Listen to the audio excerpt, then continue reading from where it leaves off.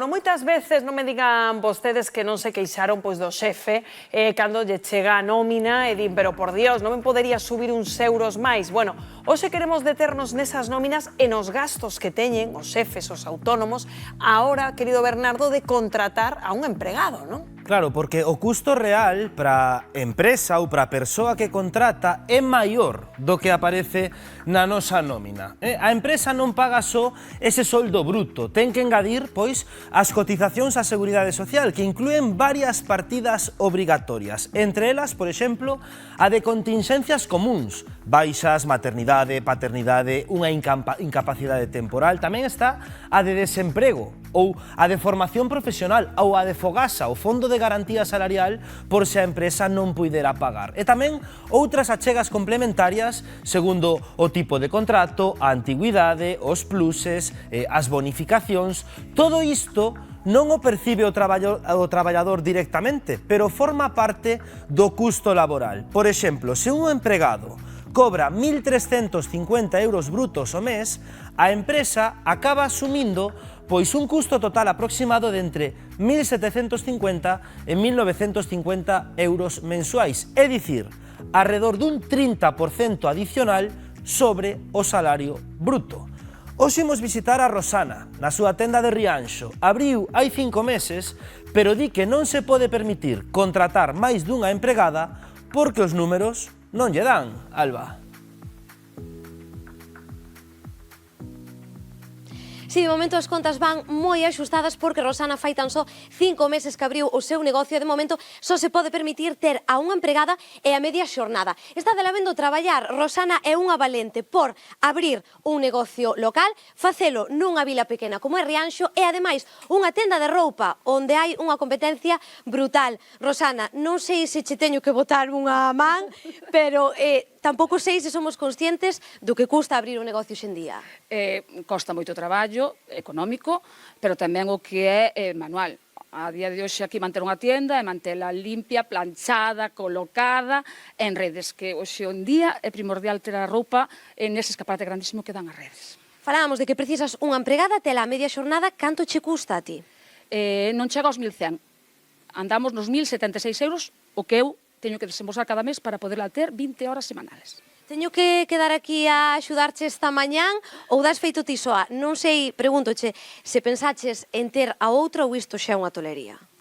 Por hora é unha tolería, pero non o descarto. A tienda tuvo bastante boa acollida. Eu creo que moi boa acollida aquí en Rianxo.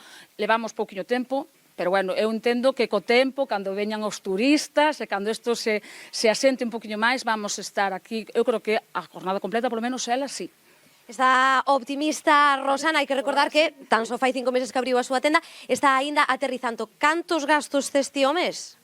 Alugueiro, o que todos os gastos de auga, saneamento, basura, despois o típico alarmas, internet, teléfono, e agora non se me ocorre máis, e bueno, os proveedores que hai que mantelos, as marcas que hai que mantelas e pouco máis. Fas contas a diario? Algúnha vez tiveche que recortar do teu soldo? A ver, por hora o meu soldo estou no reinvertindo, porque a tienda empezou con 600 prendas, agora estamos con casi 1.000 e pico prendas aquí na tienda. Eu entendo que hai que ofrecer un servicio e a xente demanda. Fas contas xustas de momento, só quero recordar, canto che saía a ti esa empregada? 1.076, a día de hoxe son 1.076 ao mes. Pois moitísimas gracias, Rosana, 1.076 que paga pola súa empregada, de momento a media xornada, ten pensado co paso do tempo contratar algunha máis, pero como vos decíamos, ser autónomo hoxe en día non é fácil e Rosana é proba delo. Pois, en dúbida, Alba, sobre todo, claro, Javier, cando falamos de pequenos autónomos, non? Despois de escoitar a esta muller en Rianxo, non me extraña que os que sobreviven, non, a competencia dos grandes establecementos, vexámolos facer xornadas maratonianas vendo o que lles gustaría contratar outra persoa, non? Sí, a mí pareceme admirable, vamos, para min son como a héroes, non? Porque realmente as marxes que manexan son moi pequenas e teñen moitísimos gastos, entón, superar todos eses gastos con incrementos de salario, incrementos de impostos, é dicir, cada vez que subimos o salario mínimo está moi ben subir o salario mínimo, pero a esta xente estamos a afogala, é xente fundamental para os nosos barrios e cidades, porque ese pequeno comercio é onde facemos vida de familia e vida de sociedade e estamos a afogalos en ser conscientes. Sen dúbida, non? O falamos moitas veces que debería haber, pensas, o Antón, as medidas de alivio máis fortes para os autónomos, non? Un tecido tan importante. Falase moito do comercio de cercanía en todos os estilos, pero tratan o comercio de cercanía, porque habitualmente son autónomos, como se foran empresarios. É dicir, non hai unha sensibilidade real para cos autónomos, para co comercio, para que podan emprender nese tipo de comercio. E iso sí que é unha eiva grandísima, non? Tanto a nivel impositivo como nos criterios que se teñen de empregados ou de outro tipo de cousas.